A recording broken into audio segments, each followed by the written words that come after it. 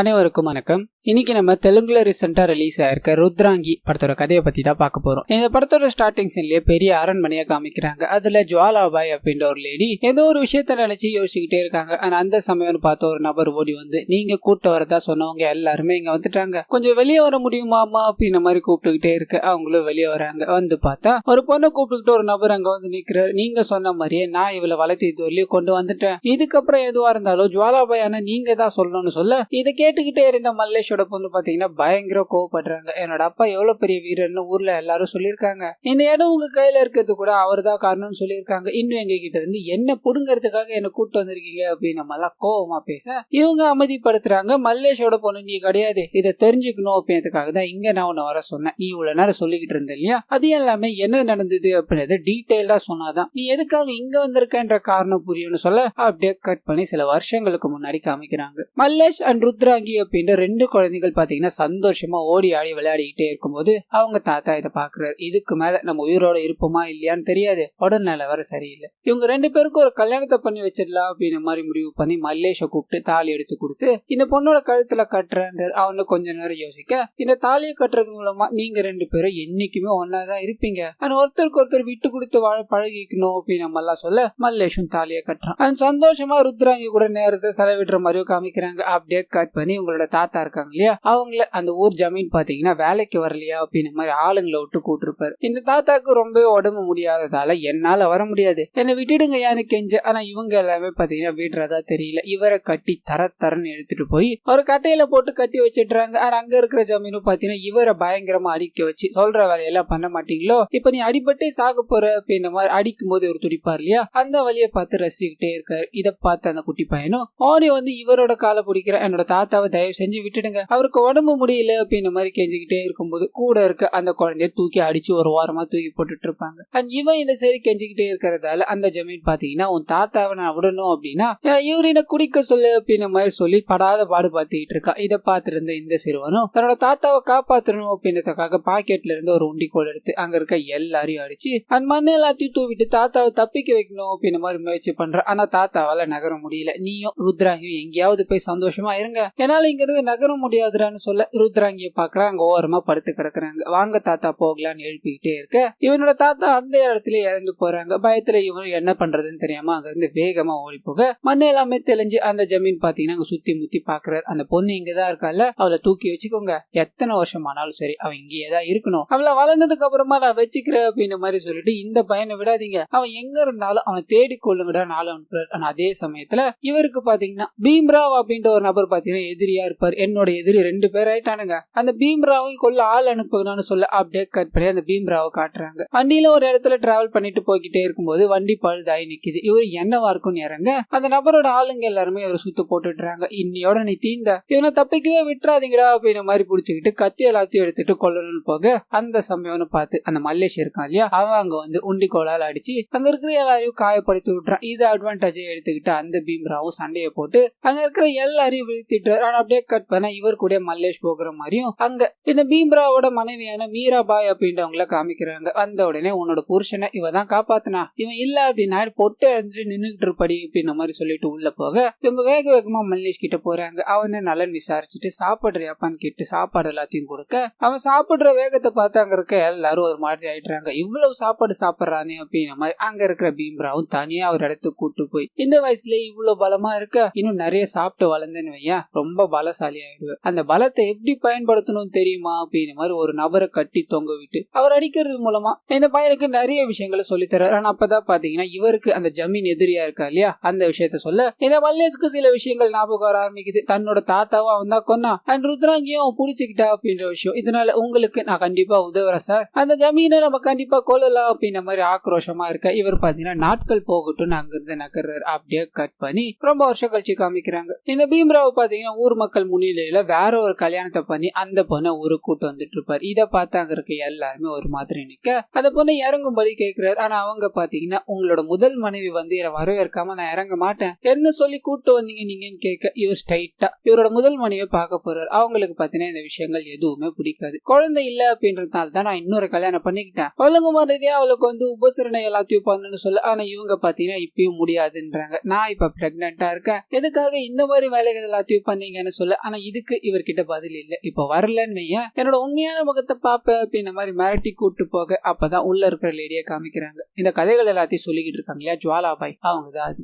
முதல்ல வீட்டுக்கு வராங்க அப்படின்றதுனால பயங்கர உபசரிப்போட வீட்டுக்குள்ள கூட்டு போக அப்படியே கட் பண்ணி இவங்களோட கணவரான பீம்ராவை பார்க்கணும்னு போறாங்க. ரெண்டு பேரும் கட்டி அணைச்சு கிட்ட போகலான்னு ட்ரை பண்ண அந்த சமயம் பார்த்து பீம்ராவை கொல்லணும் அப்படின்ற மாதிரி சில ஆளுங்க எல்லாம் அந்த இடத்துல குதிக்கிறாங்க. இங்க இந்த லேடி பாத்தீங்கன்னா பயங்கரமான சண்டையை போட்டு பீம்ராவை அந்த இடத்துல காப்பாத்துறாங்க. ஆனா அந்த ரவுடி பசங்க எல்லாம் யார் அனுப்புனாங்க அப்படின்னு மாதிரி கேட்கும்போது அந்த ஜமீன் இருக்கா இல்லையா அவர் பேரை சொல்றாங்க. இதனால பீம்ராவும் மல்லேஷ் அனுப்புறாரு. அப்படியே கட் பண்ணி வளர்ந்து கட்டு மஸ்தா இருக்க மல்லேஷா காமிக்கிறாங்க. அந்த இடத்துக்கு போய் அங்க இருக்கிற எல்லா ரவுடிங்களையும் அடிச்சு போட்டுட்டு அந்த ஜமீனை பாக்குறாரு. தன்னோட வாழ்க்கை இந்த மாதிரி ஆனதுக்கு அவன் தான் காரணம் இல்லையா. இதனால அவனை போட்டு அடிச்சு பயங்கரமா துன்புறுத்தி தரன்னு இழுத்துட்டு வந்து பீம்ராவ் முன்னாடி நிறுத்துறாரு. செருப்பு மாலை எல்லாத்தையும் போட்டு, இனிமேல் அடுத்த ஜென்மோன்னு ஒண்ணு இருந்தா பிறந்து கூட வந்துடாத, அங்கேயும் நான் வந்து உன்னை கொல்ல வேண்டாம் அப்படின்ற மாதிரி அந்த இடத்துல ஜமீனை பார்த்தீங்க பீம்ராவ் சுட்டு கொள்றாரு. இப்ப அவரோட மிகப்பெரிய எதிரி இறந்து போயிட்டா இல்லையா. இதுக்கெல்லாம் காரணம் யாரு? மல்லேஷ் தான். உனக்கு எவ்வளவு நன்றிகள் சொன்னாலும் பத்தாது, உனக்கு என்ன வேணுமோ கேள்றா, அதை நான் பண்ணி தர தயாரா இருக்கேன்னு சொல்ல இவரும் பெருந்தன்மை எதுவுமே வேணாயா, ஊர் மக்கள் எல்லாருமே தண்ணீர் இல்லாம ரொம்ப கஷ்டப்பட்டுக்கிட்டு இருக்காங்க, உங்களோட ஆறு இருக்கு இல்லையா அதை மட்டும் மக்களுக்கு கொடுத்து உதவுனீங்க அப்படின்னா மக்கள் எல்லாரும் தண்ணீர் இல்லாம கஷ்டப்பட மாட்டாங்கன்னு சொல்ல இவர் ஒரு மாதிரி யோசிச்சுட்டு சரின்னு சம்மதிக்கிறார். அண்ட் மேற்கொண்டு ஹீரோவும், நீங்க இந்த மாதிரி இங்கிலீஷ் எல்லாம் பேசுறீங்க இல்லையா, அது எல்லாரும் கத்துக்கணும்யா, இங்க ஒரு ஸ்கூல் அமைச்சு நம்ம மக்கள் எல்லாத்துக்கும் அதை கத்து தரணும்னு சொல்ல. ஆனா இதை பாத்தீங்கன்னா பீம்ராவ் ஒத்துக்கல. இங்கிலீஷ்ல அங்க இருக்கிற எல்லாரையும் பயங்கரமா திட்டார். இந்த விஷயம் புரியாதால அவங்க அமைதியா இருக்க. ஆனா அதுக்கப்புறமா இது எல்லாத்தையும் அப்புறம் பாக்குறேன், முதல்ல கொடுத்ததை வச்சு சந்தோஷப்பட்டுக்கோங்க அப்படின்னு மாதிரி அனுப்புறாரு. கட் பண்ணா கல்யாணம் பண்ணிட்டு வந்த ஜுவாலாபாய் கூட முதலிரவு நடத்தணும் அப்படின்றதுக்காக உள்ள என்ட்ராகிறார். அவங்க உள்ள போன உடனே இந்த மொத்த அழகும் உங்களுக்காக தான் காத்துக்கிட்டு இருக்க அப்படின்ற மாதிரி வேகமா அவர்கிட்ட போக அவருக்கு இது ஒரு மாதிரி இருக்கு. அவங்கள புடிச்சு தள்ளி விட்டுட்டாரு. எப்பயுமே பயந்து நடுங்கிற பொருளை வேட்டையாடி கொள்றதுலதான் ஒரு சுகம் இருக்கு. பெண்கள்லயும் அதே மாதிரிதான். இந்த மாதிரி எல்லாம் நீ வந்துட்டு இருந்தேன்னு வையா, நீ பெண்ணிலே சேர்த்திக்க கிடையாது. உன்னா இந்த மாதிரி இருந்த அப்படின்னா ஒருபோது தொடரவும் மாட்டேன். நீ எப்போ எனக்கு பயந்து என்னோட ஆசைக்கெல்லாம் நீ பலியாகிறியோ அப்பதான் நான் உன்னை தொடுவேன்னு சொல்ல இவங்க ஒரு மாதிரி கடுப்பாய் பயங்கரமா திட்ட ஆரம்பிக்கிறாங்க. இந்த விஷயம் பாத்தீங்கன்னா அவருக்கு சுத்தமா பிடிக்கல. அங்க இருந்து கிளம்பி முதல் மனைவி இருக்காங்க இல்லையா அவங்க கிட்ட போறாரு. எனக்கு பயங்கரமா பசிக்குது, நான் அவங்களை தூக்கிட்டு போய்கிட்டே இருக்க இவங்க என் மூஞ்சில அப்படி என்ன குறைய கண்டுட்டா அப்படின்ற மாதிரி கண்ணாடி பாத்துக்கிட்டே இருக்காங்க. அந்த சமயத்துலதான் வெளியே ஓடி ஆடி விளையாடிக்கிட்டு இருக்க ஹீரோவை பாக்குறாங்க. அங்க இருக்கிற எல்லார்கிட்டயும் யார் அவனை கேட்க அவரை பத்தி சில விஷயங்களை சொல்ல ஆரம்பிக்கிறாங்க. அவன் கட்டுமஸ்தா அழகா இருக்கான், அவன் எனக்கு ரொம்ப பிடிச்சு போயிருச்சு அப்படின்ற மாதிரி அவரோட அழகுல மயங்கிட்டுறாங்க. கட் பண்ணி இதுக்கு அடுத்த நாள் பீம்ராவ் பாத்தீங்கன்னா வேட்டையாடணும் அப்படின்ற மாதிரி அவரோட அசிஸ்டன்ட் கூட கிளம்ப, இன்னொரு சைடு ஜுவாலாபாய் பாத்தீங்கன்னா வெளியே சிலம்பம் எல்லாத்தையும் அந்த மல்லேஷ் ஆடிக்கிட்டு இருப்பார். அந்த இடத்துக்கு போறாங்க. ஆம்பளை பசங்க கூட விளையாடிட்டு இருக்கீங்களே, என் கூட விளையாட மாட்டீங்களான்னு கேட்க மல்லேஷ் இவங்க கூட எல்லாம் விளையாட முடியாது அப்படின்ற மாதிரி பேசிக்கிட்டே இருக்க, நான் இங்க யாருன்னு தெரியும்ல, உன் முதலாளியோட மனைவி, உன் முதலாளியை நீ கடவுளா பாக்குற அப்படின்னா என்னையும் கடவுளா தானே பாக்கணும், நான் சொன்னா கேட்க மாட்டியா, நீ இப்ப என் கூட விளையாடிதான் ஆகணும்னு சொல்லி சண்டை பயிற்சி மேற்கொள்ற மாதிரி காமிக்கிறாங்க. ஆனா அந்த சமயத்துல இவங்க அவர் மீது இருக்க ஆசைனால அவருக்கு ஒரு முத்தத்தை கொடுக்க இவர் அப்படியே மாண்டிட்டு, இவ்வளவு சுலபமா தோத்து போயிட்டு இதனாலதான் பெண்கள் கூட விளையாட மாட்டியோ அப்படின்னு மாதிரி சிரிச்சுக்கிட்டே அங்க இருந்து கிளம்ப இவருக்கு இந்த விஷயங்கள் எதுவுமே பிடிக்காத மாதிரி நின்றுகிட்டு இருக்காரு. அண்ட் இன்னொரு சைடு கட் பண்ண வேட்டைக்கு போயிருந்த அந்த ரெண்டு பேரையும் காமிக்கிறாங்க. காட்டுக்குள்ள வேட்டையாடணும் அப்படின்ற மாதிரி கன் எடுத்து சுத்திக்கிட்டே இருக்க ஏதோ ஒரு சத்தம் கேக்குது. பீம்ராவும் அமைதியா இருடான்னு சொல்லிட்டு கன் எடுத்து போய்கிட்டே இருக்க அப்பதான் ஒரு லேடியை காமிக்கிறாங்க. ஆட்டுக்குட்டி கூட கொஞ்சம் பேசிட்டு ஒரு பெண் நின்றுகிட்டு இருக்காங்க. அந்த பெண்ணை பார்த்ததோ கிட்ட நெருங்க அவங்களோட அழகுல பாத்தீங்கன்னா அந்த இடத்துல மயங்கிட்டார். இவ்வளவு பெரிய அழகை நான் எங்கேயுமே பார்த்தது கிடையாது,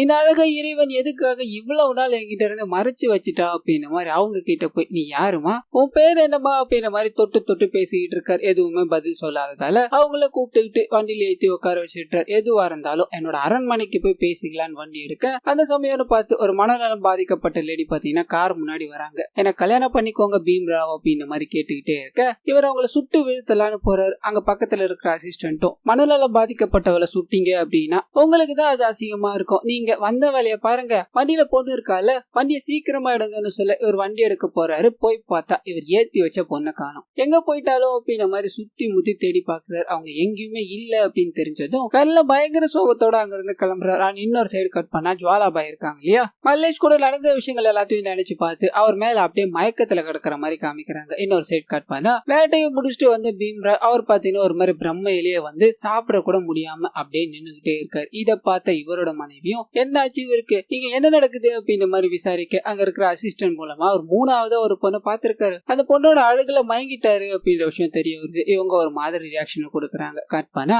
இதுக்கு அடுத்த நாளும் காட்டுக்குள்ள போய் அந்த பெண் இங்கதான் இருந்தா மறுபடியும் இங்க வருவாளோ அப்படின்ற மாதிரி பீம்ராவ் வெறித்தனமா தேடிக்கிட்டே இருக்காரு. ஆனா கண்ணுல அகப்படுற மாதிரி தெரியல. ஆனா அதே சமயத்துல காதல் மயக்கத்துல இருக்க ஜுவாலாபாய காமிக்கிறாங்க. அவனை உடனடியா கூட்டுவாங்க. அவங்க கிட்ட நான் கொஞ்சம் பேசணும் அப்படின்ற மாதிரி மல்லேஷ கூப்பிட்டு ஆள் அனுப்ப, ஆனா மல்லேஷ் பாத்தீங்கன்னா வேலை இருக்குது வர முடியாது அப்படின்ற மாதிரி மறுக்கிறாரு. இந்த விஷயத்த தெரிஞ்சதும் கன் எடுத்துட்டு போயிடுறாங்க. நான் இங்க எவ்வளவு பெரிய ஆளு, நான் கூப்பிட்டா நீ வர மாட்டியா, நீ வந்துதான் ஆகணும் அப்படின்ற மாதிரி கண்ணை காட்டி பெட்ரூம் வரைக்கும் கூட்டு போயிடுறாங்க. நான் சொல்ற விஷயங்கள் எல்லாத்தையும் நீ பண்ணு, நான் உன்னை இங்க இருந்து விட்டுடுறேன்னு சொல்ல அவரும் அமைதியாவே நின்னுகிட்டே இருக்காரு. உன்னோட ட்ரெஸ் எல்லாத்தையும் கழட்டணும்னு சொல்ல அவர் பயத்துல கழட்டணும்னு போறாரு. உடனே சிரிக்கிறாங்க. நீ இந்த மாதிரிலாம் எனக்கு வேணாம், உங்ககிட்ட நான் எதிர்பார்க்கறது காதல் மட்டும்தான், அந்த காதலோட என்கிட்ட வா, இப்ப எதுவும் வேணாம் அப்படின்ற மாதிரி அனுப்பி வைக்கிறாங்க. இன்னொரு சைட் கட் பண்ண அந்த லேடியை எங்க தேடியுமே கிடைக்கல அப்படின்ற மாதிரி விரக்தியில பீம்ராவ் அரண்மனைக்கு வர்றாரு. அங்க இருக்கிற இவரோட 2வது மனைவியை பார்த்து, நீ நல்லா படம் வரைவ தானே, நான் சொல்ற அழகு எல்லாத்தையும் அப்படியே வர, அவளோட முகம் எனக்கு தெரியணும் அப்படின்ற மாதிரி சொல்லி அவளோட கண்கள் 2 முத்துக்கள் போல இருந்தது, அவளோட 2 புருவமும் 2 வானவில் மாதிரி இருந்தது அப்படின்ற மாதிரி பயங்கரமா வர்ணிச்சு பேச,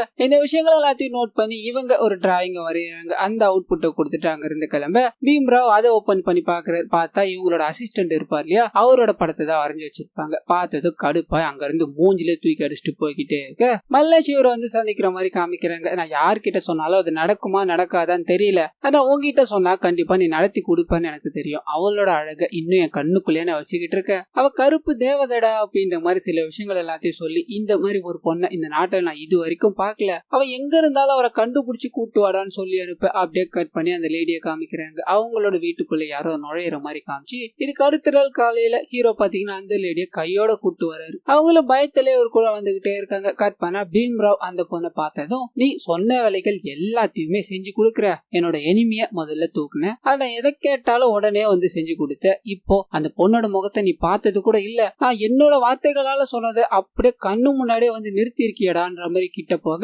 அப்பதான் அவர் பாத்தீங்கன்னா அங்க இருக்கிற எல்லார் முன்னாடியும் காலில் விழுந்து ஒரு சின்ன உண்மையை பாத்தீங்கன்னா ரிவீல் பண்ண ஆரம்பிக்கிறார். அந்த ஜமீனை கொல்லணும் அப்படின்ற மாதிரி போயிருப்பா இல்லையா, ஸ்டார்டிங் சீன்ல ஜமீன் கிட்டதான் இவரோட மனைவியான ருத்ராங்கி, அதாவது சின்ன பொண்ணா இருக்கும் போது விட்டு வந்திருப்பாரு, அவங்க சாகும்போது அவங்க எங்க இருக்கா அப்படின்ற மாதிரி கேட்டிருப்பாங்க. அவங்களும் பாத்தீங்கன்னா இன்னும் ஒரு நாள் தவறிந்தா கூட அவன் இவங்களை நாசம் பண்ணிட்டு இருப்பான், இப்போ ஒண்ணு கெட்டு போகல, உள்ளதான் இருக்கா அப்படின்ற மாதிரி கூட்டு வந்துட்டு இருப்பாரு. ஆனா இந்த விஷயம் பாத்தீங்கன்னா அங்க இருக்க யாருக்குமே தெரிஞ்சிருக்காது. இவ என்னோட மனைவிதான், இவ பேர் ருத்ராங்கி அப்படின்ற விஷயத்த சொல்ல இவர் பயங்கர கடுப்பாயிட்டாரு. அங்க இருக்க எல்லாருமே இப்ப என்ன நடக்க போகுதோ அப்படின்ற மாதிரி திக் திக்கு நின்னுகிட்டே இருக்க, இவர் வேகமா வந்து ரத்தத்தால 2 பேருக்கும் தலையில போட்டு வைக்கிறாரு. நீங்க 2 பேருமே நல்லா இருக்கணும், சின்ன வயசுலயே கல்யாணம் பண்ணிட்டா என்ன, இன்னும் உங்களுக்கு மத்த எதுவும் நடக்கல இல்லையா, சாந்தி முகூர்த்தம் இன்னைக்கு நடக்கிறதா இருக்கட்டும், அதுக்கான ஏற்பாடுகள் எல்லாத்தையும் பண்ணுங்க, இவ என்னோட தம்பி மாதிரி நினைச்சு எல்லா ஏற்பாடுகளும் நடக்கட்டும்னு சொல்ல அங்க இருக்க எல்லாருக்கும் பயங்கர மகிழ்ச்சி. மீராபாய், அதாவது இவரோட முதல் மனைவி இருக்காங்க இல்லையா, அவங்க பாத்தீங்கன்னா கூட்டிட்டு போய் ட்ரெஸ் எல்லாத்தையும் கொடுத்து மாத்திக்கோங்கம்மான்னு சொல்லி அனுப்ப, அந்த சமயம் பார்த்து ஜுவாலாபாய் அந்த பொண்ணு கூப்பிடுறாங்க. கூப்பிட்டு உட்கார வச்சு அவங்கள நிறைய கேள்விகள் கேட்க ஆரம்பிக்கிறாங்க. ஏன்னா இவங்க தான் மல்லேஷ் மேல காதல்ல இருந்தாங்க இல்லையா, மல்லேஷ அடையணும் அப்படின்ற மாதிரி இருந்தாங்க. ஆனா இப்ப இந்த மாதிரி ஆயிப்போச்சு இல்லையா, உனக்கு மல்லேஷ அவ்வளவு பிடிக்குமா அப்படின்ற மாதிரி கடைசி கொஸ்டினா கேட்க அவங்க உருக மல்லேஷ் மேல எவ்வளவு காதல் வச்சிருக்கேன் அப்படின்ற விஷயத்த சொல்ல ஆரம்பிக்கிறாங்க. அவர் இங்க இல்ல அப்படின்னா அடுத்த நொடியா நான் இறந்து போயிடுவேன் அப்படின்னு நம்மளாம் சொல்லிக்கிட்டே இருக்க, இதை கேட்டதும் ஜுவாலாபாய் ஒரு மாதிரி அரண்டு போயிட்டுறாங்க. ஆனா இந்த விஷயத்த வெளியில காட்டிக்காம ஒழுங்கு மருதியா இங்க இருந்து போயிடுங்க, இல்லைன்னா நான் என்ன பண்ணுவேனே தெரியாதுன்னு சொல்ல அவங்க அங்க இருந்து கிளம்பி ட்ரெஸ் எல்லாத்தையும் மாத்திட்டு சாந்தி முகூர்த்தம் பண்ணணும் அப்படின்றதுக்காக இவங்களோட கணவரும் போய்கிட்டே இருக்க, பீம்ராவ் தடுத்து நிறுத்துறாரு. நான் இன்னைக்கு சாந்தி முகூர்த்தம் தான் சொன்னேன், ஆனா உன் புருஷன் கூட சொல்லலையே, அந்த சாந்தி முகூர்த்தம் ஏன் கூட தான் நடக்கணும் அப்படின்ற மாதிரி இவரோட சுயரூபத்தை காட்ட ஆரம்பிக்கிறார். இதை கேட்டதும் இருக்கிற மல்லேஷ் பாத்தீங்கன்னா பயங்கரமா திட்ட ஆரம்பிக்கிறார். இதுவே வேற யாருன்னா சொல்லியிருந்தாங்க அப்படின்னா இந்த இடத்துலயே அவங்களோட தலையை துண்டாக்கி இருப்ப, நீங்க அப்படின்றதுனால எதுவும் பண்ண முடியாத நிலைமையில இருக்க, அதனால இந்த பேச்சை இத்தோட நிறுத்திக்கோங்கன்னு சொல்ல, ஆனா பீம்ராவ் கேட்க தயாரா இல்ல. ஆளுங்க எல்லாரையும் அனுப்பி அந்த மல்லேஷ அடிச்சு கொல்லணும்னு சொல்ல, மல்லேஷ் பாத்தீங்கன்னா அங்க இருக்க எல்லாருக்கூடயும் சண்டையை போட்டு தன்னோட மனைவி இங்க இருந்து காப்பாத்தி கூட்டு போகணும் அப்படின்ற மாதிரி ட்ரை பண்ணிக்கிட்டே இருக்க, ஒரு கட்டத்துல அங்க இருக்கிற எல்லா ஆளுங்க கிட்டயும் மாட்டிக்கிறாரு.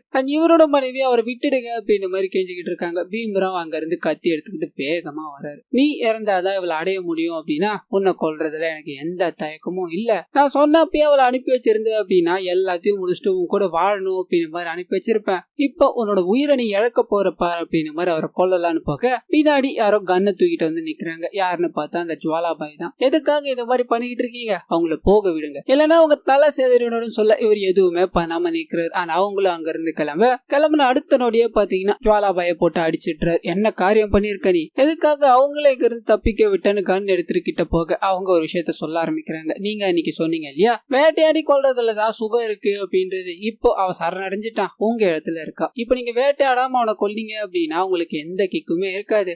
ஊர் மக்கள் எல்லாரும் என்ன பேசுவாங்க. அதுவே அவன் வெளியே இருக்கும் போது அவனை வேட்டையாடி நீங்க கொன்னீங்க அப்படின்னா தான் உங்களுக்கு சரித்திரத்துல ஒரு பேர் இருக்கும் அப்படின்ற மாதிரி சொல்ல இவர் புரிஞ்சுக்கிறாரு. இதுதான் கதையா, அவனை நான் வேட்டையாடியே கொல்றேன் அப்படின்ற மாதிரி முடிவெடுக்கிறாரு. கட் பண்ணி தப்பிச்சு போன 2 பேரை காமிக்கிறாங்க. மல்லேஷ் பாத்தீங்கன்னா சின்ன வயசுல தாத்தா சொன்னதால நான் உன்னை கல்யாணம் பண்ணிட்டேன், ஆனா என் கூட சேர்ந்து அவரோட வாழ்க்கை கெட்டு போகுது நான் சுத்தமா விரும்பல, பட்டணத்துக்கு போய் படிச்ச மாப்பிள்ளையா கல்யாணம் பண்ணிக்கோ, அதுக்கு நானே உங்களுக்கு உதவுறேன்னு சொல்ல. ஆனா இவங்க பாத்தீங்கன்னா இத்தனை நாள் வரலையும் நீங்க வருவீங்க அப்படின்ற மாதிரி தான் மூச்சை நான் கையில புடிச்சுக்கிட்டு இருந்தேன், இப்ப நீங்களே இந்த வார்த்தையை சொல்லுவீங்க அப்படின்ற மாதிரி கொஞ்சம் கூட நான் எதிர்பார்க்கல, அப்படி நான் வேற ஒருத்தர் கூட தான் வாழணும் அப்படின்ற மாதிரி நிலைமை வந்ததுன்னு வைங்களேன். அப்போ என்னோட போனம் மட்டும்தான் அங்க இருக்கும், நான் என்னைக்கா இருந்தாலும் உங்க கூட தான் வாழ்வேன் அப்படின்ற மாதிரி உருக்கமா பேச இவரோட மனசு கலங்கி போயிடுது. இன்னொரு சரி பீம்ராவ் இருக்கா இல்லையா, வேட்டையாடி பிடிக்கணும் அப்படின்ற மாதிரி இறங்கிட்டார். இதோட முதல் வேலையா அவங்க எங்க இருக்காங்க அப்படின்ற விஷயத்த தெரிஞ்சுக்கணும்ன்றதுக்காக அந்த ஊர் மக்கள் எல்லாரையும் போட்டு பயங்கரமா துன்புறுத்த ஆரம்பிக்கிறார். ரத்த வெள்ளத்துல அந்த ஊர் மிதந்துகிட்டே இருக்கும்போது அந்த ஊர்ல இருக்க பெண்கள் எல்லாருமே இவர்கிட்ட வந்து எதுக்காக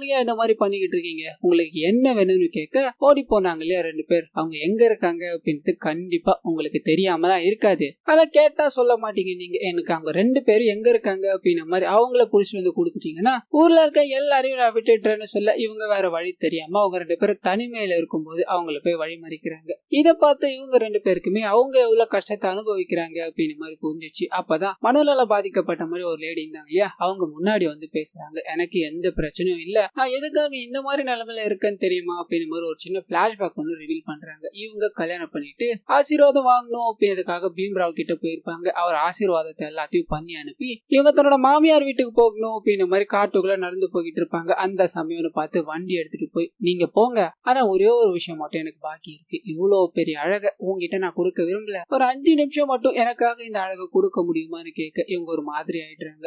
கல்யாணம் பண்ண அந்த நபரும் சண்டைக்கு போக அந்த நபரை அந்த இடத்துல கொடூரமான முறையில கொலை பண்ணிட்டு இவங்களை பாத்தீங்கன்னா தூக்கிட்டு போய் கற்பழிச்சிருப்பார். இந்த விஷயத்த எல்லாத்தையும் சொல்லி அன்னைக்கு எங்களுக்கு தைரியம் இல்லாததால நாங்க அவனோட ஆசைக்கு அடிபணி வேண்டியதா போச்சு, இதே மாதிரி நிறைய பெண்கள் இருக்காங்க, உனக்கு அந்த நிலைமை வரக்கூடாது, எக்காரணத்தை கொண்டோ நீ அவங்கிட்ட சரணடைஞ்சிடாத, இதை சொல்லிட்டு போங்கதான் வந்த அப்படின்ற மாதிரி அங்க இருந்து எல்லாரும் கிளம்புறாங்க. கற்பனா பீம்ராவ் பாத்தீங்கன்னா அங்க இருக்கிற எல்லாரையும் கூப்பிட்டு வச்சு என்ன பிடிக்கிறேன்னு போனீங்க, வெறும் கையோட வந்துருக்கீங்கன்னு சொல்ல நீங்க எவ்வளவு முயற்சி பண்ணாலும் அவங்கள பிடிக்கவே முடியாது, நாங்க தெரிஞ்சாலும் அந்த விஷயங்கள் எல்லாத்தையும் சொல்ல போறது கிடையாது அப்படின்னு மாதிரி பேச இதையும் தாண்டி இதுக்கு மேலேயும் பயங்கரமான சித்திரவதை கொடுக்கணும் அப்படின்னு மாதிரி முடிவு பண்றாரு. கட் பண்ணி இந்த 2 பேரை காமிக்கிறாங்க. வேற ஏதாவது ஊருக்கு போய் சந்தோஷமா வாழலாம் அப்படின்னு மாதிரி இருந்தாங்க இல்லையா, அவங்க அந்த மாதிரி சொல்லிட்டு போனதால ஊரை நம்ம தான் காப்பாத்தி ஆகணும், நம்ம 2 உயிருக்காக ஒரு ஊரையே பலி கொடுக்க கூடாது, அந்த ஊரை காப்பாத்தலாம் வா அப்படின்னு மாதிரி கிளம்புறாங்க. இன்னொரு சைட் கட் பண்ணா ஊர்ல அங்க இருக்க எல்லாரையும் போட்டு பயங்கரமா சித்திரவதை பண்ணி பெண்களோட ஆடைகள் எல்லாத்தையும் உருவி அவங்கள கொடுமைப்படுத்திக்கிட்டு இருக்காங்க. அந்த இடத்துக்கு ஹீரோ வந்து அங்க இருக்க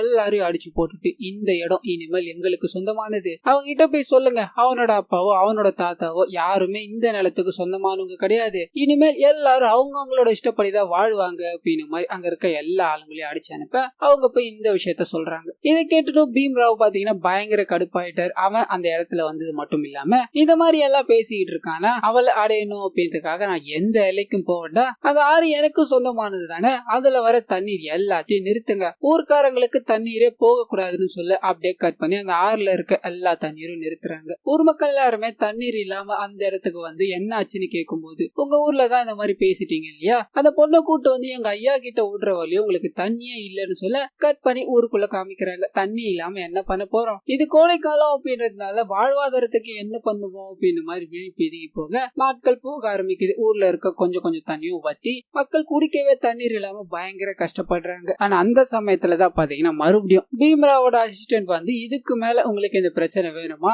தண்ணிய கொடுத்துடுறாங்க, அந்த பொண்ணை மட்டும் எங்க கூட அனுப்பி வைங்கன்னு சொல்ல. ஆனா இப்பயும் பாத்தீங்கன்னா நாங்க இறந்தாலும் பரவாயில்ல, ஆனா அந்த பொண்ணை அனுப்ப மாட்டோம் அப்படின்ற மாதிரி முடிவா பேசிட்டு இருக்காங்க. மறுபடியும் இந்த விஷயம் அவருக்கு போக அவர் எந்த விதமான பிரச்சனையும் இல்லாம இப்பதானே ஆரம்பிச்சிருக்கு, போக போக அவங்களே புரிஞ்சுப்பாங்கன்னு சொல்லி அமைதியா இருக்காரு. கட் பண்ணி இன்னும் கொஞ்சம் நாட்கள் போகிற மாதிரி காமிக்கிறாங்க. அந்த ஊரே பாத்தீங்கன்னா பாலைவனம் மாதிரி ஆயிடுது. நிறைய மக்கள் தண்ணீர் எல்லாமே இறந்துகிட்டே இருக்க, குழந்தைகள் எல்லாமே பயங்கர கஷ்டப்பட்டுக்கிட்டு இருக்கு. இந்த விஷயத்த ருத்ராங்கி கவனிக்கிறாங்க. இதுக்கு மேலயும் நம்ம உடலை மட்டும் பாதுகாத்துட்டு இருந்தோம் அப்படின்னா எல்லாரையும் இழக்க வேண்டியதா போகும், அவனோட ஆசைக்கு நான் அடி பண்ணியதை தவிர வேற வழியே கிடையாது அப்படின்னு மாதிரி எல்லாரும் முன்னாடியும் இந்த விஷயத்த சொல்ல அந்த சமயம் பார்த்து இவங்களோட கணவரான மல்லேஸ்வரர் இவங்க சொன்னது எல்லாத்தையும் கேட்டு ஒரு ஊரை காப்பாத்தணும் அப்படின்னா இதுக்கு இந்த விஷயத்த பண்ண நாங்க தயாரா தான் இருக்கோம்னு சொல்ல ஊர் மக்கள் எல்லாருமே இவங்களை கடவுள் மாதிரி பாக்குறாங்க. ஆனா அப்படியே கட் பண்ணி இந்த விஷயம் பீம்ராவுக்கு தெரிய வர அவர் பாத்தீங்கன்னா இப்போ ஒரு கண்டிஷனை போடுறாரு. அது என்ன அப்படின்னா அந்த பொண்ணை அவனோட கணவர் தான் வந்து விட்டுட்டு போகணும், அது அவன் வந்து என்னோட காலில் விழுந்து மன்னிப்பு கேட்கணும் அப்படின்றதுதான். கட் பண்ணி இந்த விஷயத்த ஹீரோ சம்மதிச்சு அந்த அரண்மனைக்கு வர மாதிரி காமிக்கிறாங்க. வந்து முதல் வேலையா காலில் விழுந்து இந்த மன்னிச்சிருங்கன்னு சொல்ல இந்த விஷயத்த அங்க இருக்க எல்லாரும் பாத்துக்கிட்டு இருக்காங்க.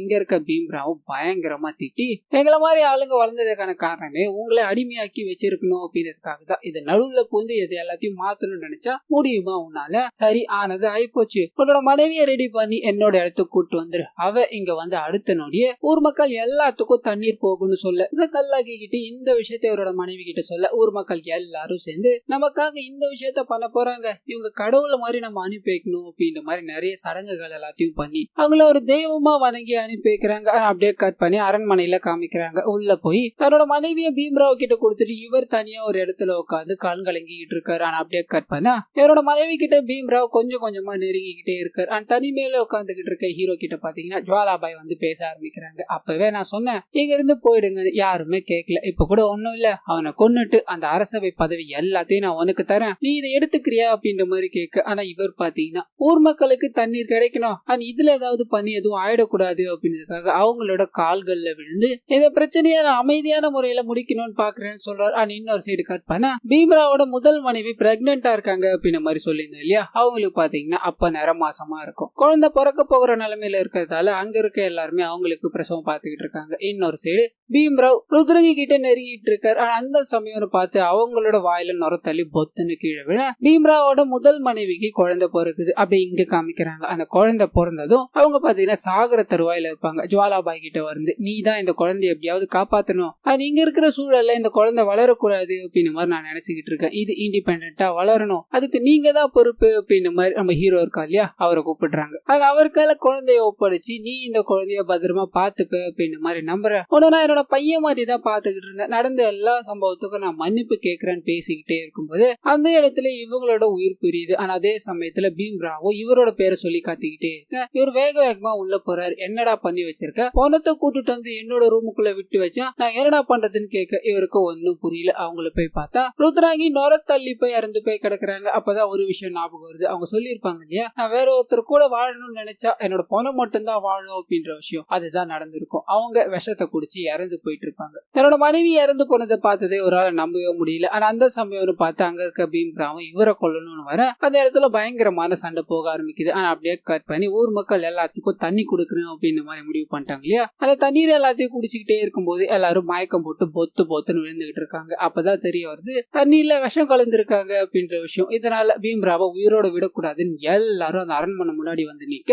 உள்ள காமிக்கிறாங்க. அங்க இருக்கிற எல்லாருக்கூடிய ஹீரோ பயங்கரமா சண்டை போட்டுக்கிட்டே இருக்காரு இல்லையா. அவரோட கைகள்ல ஜுவாலாபாய் வந்து குழந்தைய கொடுக்குறாங்க. இந்த குழந்தைய காப்பாத்தி ஆகணும்னு சொல்ல இவர் இப்ப உயிரோட இருப்போமா இல்லையா அப்படின்றது தெரியாது. இதனால இவரோட நண்பரை ஒருத்தரை கூப்பிட்டு இந்த குழந்தைய நீ பத்திரமா பாத்துக்கணும், இண்டிபெண்டா வளரணும், இந்த மாதிரி ஒரு சூழல்ல அது வளரக்கூடாது அப்படின்னு மாதிரி அனுப்பி வச்சுட்டு அங்க இருக்கிற எல்லாருக்கூடயும் சண்டையை போட்டுக்கிட்டே இருக்க ஒரு கட்டத்துல பீம்ராவை சந்திக்கிறார். ஆனா அவரு கூட சண்டை போட்டுக்கிட்டே இருக்கும்போது அவரை அடிச்சு ஒரு இடத்துல கட்டி வச்சிடுறாங்க. இப்ப கூட ஒண்ணு கெட்டு போகல, இது எல்லாத்துல இருந்தும் நீ மாத்திக்கிற அப்படின்னு மாதிரி சொல்ல உன்னை நாங்க விட்டுடுறோம்னு சொல்ல. ஆனா இவர் பாத்தீங்கன்னா மாத்திக்க தயாரா இல்ல, என்னைக்குமே நான் இப்படிதான்டா இருப்பேன்னு சொல்லி அங்க இருக்க எல்லாத்தையும் அடிச்சு உடைச்சிட்டு சண்டைக்கு தயாரா ஒரு இடத்துல போய் உட்காந்துக்கிட்டே இருக்க ஊர் மக்கள் எல்லாரும் இவருக்கு எதிரா இருக்காங்க, ஆயுதத்தை நீட்டிக்கிட்டே இருக்க. இன்னொரு சைடு ஜுவாலாபாய் இருக்காங்க இல்லையா, அவங்களும் பீம்ராவ் இறக்கணும் அப்படின்றதுக்காக கத்தி எடுத்துட்டு வெட்டணும்னு வேகமா ஓடி வராங்க. ஆனா அந்த சமயம்னு பார்த்து ஹீரோவும் ஓடி வர இவங்களோட கைகள்ல நான் சாகிறதுக்கு பதில் தண்ணியே நான் மாய்ச்சிக்கிறேன் அப்படின்னு மாதிரி அவர் கழுத்தை எடுத்துக்கிட்டு இறந்து போறாரு. ஆனா அவரோட தலை ஓடி போய் ஒரு இடத்துல விழ இவரால பாதிக்கப்பட்ட பெண்கள் இருக்காங்க இல்லையா, அவங்க எல்லாருமே பொட்டு பூ எல்லாத்தையும் தூக்கி போட்டுட்டு நான் உன்னோட மனைவி தான் இல்லையா, இப்ப நான் எல்லாத்தையும் இழந்துட்டு நிக்கிறேன் அப்படின்ற மாதிரி சந்தோஷமா இருக்காங்க. ஏன்னா இவர் பண்ண கொடுமைகள் அப்படி. ஆனா அந்த சமயத்துல பாத்தீங்கன்னா ஹீரோக்கு பயங்கரமான அடிபட்டு இருக்கும், சாவர தருவாயில தான் நின்னுகிட்டு இருந்திருப்பாரு. இது எல்லாமே நடந்து முடிஞ்ச உடனே பொத்துன்னு விழுந்து அந்த குழந்தைய நீங்க தான் பாக்கணும், இந்த இடம் இனிமேல் குழந்தைகள் படிக்கிற இடமா அமையட்டும், 4 வாரத்தை படிச்சாங்க அப்படின்னா தான் இதுல இருந்து எல்லாத்துக்கும் ரிலீவ் ஆகுறதுக்கு அவங்களுக்கு உதவியா இருக்கும். சுதந்திரம் கிடைச்சாலும் இந்த மாதிரி ஆளுங்களால நம்ம மக்கள் கஷ்டப்பட்டுக்கிட்டு இருக்காங்க, அதனால மாறணும்னா படிச்சா மட்டும்தான் முடியும் அப்படின்ற மாதிரி பேசிக்கிட்டே இருக்கும்போது இவரோட உயிர் உடல்ல இருந்து பிரிஞ்சு இருக்கும். கட் பண்ணி பிரசன்ட்டுக்கு வருது. அவரோட சகாப்தம் அன்னைக்கே முடிய கிடையாது, என்றும் வாழ்நாள்ல தொடர்ந்துகிட்டே தான் இருக்க போகுது. போகுது. இப்ப தெரிஞ்சிருக்கும் நீ யாரோட குழந்தை அப்படின்ற விஷயம். அண்ட் மல்லேஷோட ஆசை எல்லாமே இந்த இடத்த ஒரு பள்ளிக்கூடமா மாத்தணும் அப்படின்றதுதான். இதனால வரையும் உனக்கான காலம் வரட்டும் அப்படின்ற மாதிரி காத்துக்கிட்டு இருந்த இப்போ அதுக்கான காலம் வந்துருச்சு. நீ இந்த விஷயத்த பண்ணி கொடுப்பேன்னு நினைக்கிறேன்னு சொல்ல அப்படியே கட் பண்ணி அந்த இடம் பள்ளிக்கூடமா மாறுற மாதிரி காமிக்கிறாங்க. அண்ட் ஜுவாலாபாயும் பண்ண சத்தியத்தை செஞ்சு முடிச்சாச்சு அப்படின்ற மாதிரி ஒரு இடத்துல உட்காந்துக்கிட்டே இருக்க இந்த படத்தை பத்தினா இதோட முடிக்கிறாங்க. சோ கண்டிப்பா இந்த படம் உங்க எல்லாருக்கும் பிடிச்சிருக்கோம் அப்படின்ற மாதிரி நம்புறேன். இதே மாதிரி நிறைய மூவிஸ் அண்ட் சீரிஸோட எக்ஸ்பிளனேஷனை நீங்க பார்க்கணும்னு ஆசைப்பட்டீங்கன்னா மறந்துடாம நம்ம சேனலை சப்ஸ்கிரைப் பண்ணி உங்க ஃப்ரெண்ட்ஸ் அண்ட் ஃபேமிலிக்கு ஷேர் பண்ணுங்க.